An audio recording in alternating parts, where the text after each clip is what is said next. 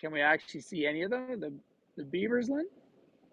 But if we look up here, there is just one little view of the Banff Springs Hotel. Probably not the best one, but this is the castle up in the mountains. It's nice to see you. Say, hey, big hugs to you, my friend. You're having a wonderful trip from the look of things.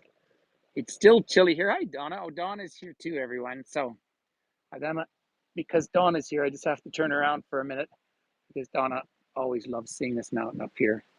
So Mount Rundle there. The light coming out. Oh, the pit houses. Oh, sorry. The pit houses. Yeah, there's really just that they've done an archaeological dig down there, so everywhere is fenced off, as it should be. But people were living in those on and off. They seem to be seasonal, sort of a winter seasonality rather than full time. But if you get out to the middle of British Columbia, where the Kamloops First Nation was, thanks, Tony. They would. They were there permanently in those pit houses for thousands of years.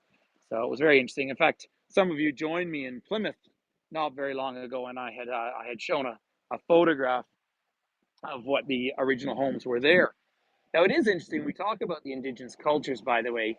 Um, People here lived much longer lives than they did in Europe in pre, because really there's two worlds, right? There's pre antibiotics and post, but people live generationally here, so it's hard to calculate exactly how long people live, but to make it into your 60s back 5,000 years ago was actually quite common. And that's testament to how healthy, even though it's cold, but how healthy this environment would have been.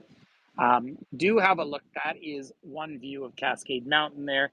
If you've ever seen photos, and I don't know when I'll next do a town of Banff tour, but you look down Banff Avenue, and that's that great mountain just shy, just a couple of meters shy of 3,000 meters or 10,000 feet. So that puts its prominence at about 5,500 feet. What do I mean by prominence? That's the amount sticking up out of the ground. Thanks, Pauline. From the level you're standing at here. So again, the Canadian Rockies. In fact, let me take you over because it's not too busy yet. I'll take you over. Well, no, Joanne, that's a different. Um, no, Joyce, I didn't make a video of that. No, I was just too busy, and it was too busy there. So, um, but the absolutely disease arrived with settlers into the Americas. In fact, apropos, when we talk about Plymouth, 1616, 80% of the indigenous population was wiped out.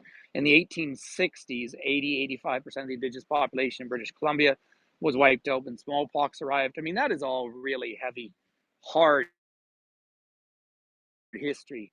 And it's important to acknowledge that. Then, as populations started to recover, the Canadian government threw the Indigenous people into prisons, or basically into residential schools. Same thing. But when I'm talking in prehistory, um, yeah, okay, well, that's a shame. But we had so many. Say the whole network went down in this country yesterday, cell phones and everything, that I had to stand in one spot where I had some reception or some Wi-Fi. But let's wander over. We'll talk about the formation of the mountains.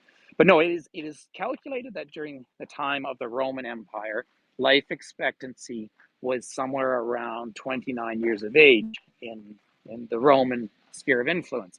Um, I think it was Lord Byron when he was writing in Greece at any years, he was 3 years old. Whereas in indigenous history, there was always a relationship between at least 3 generations were living. There was longer life expectancy. Um, so I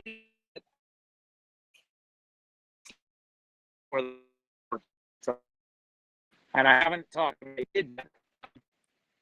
I'm okay, but I haven't talked to my kid yet. He stayed at his grandmother's place last night, which is pretty fun. But yeah, all our phones. Oh, you're right. Hold on. It is dropping now. It is dropping. Sound is dropping right now, everyone. And it's very for my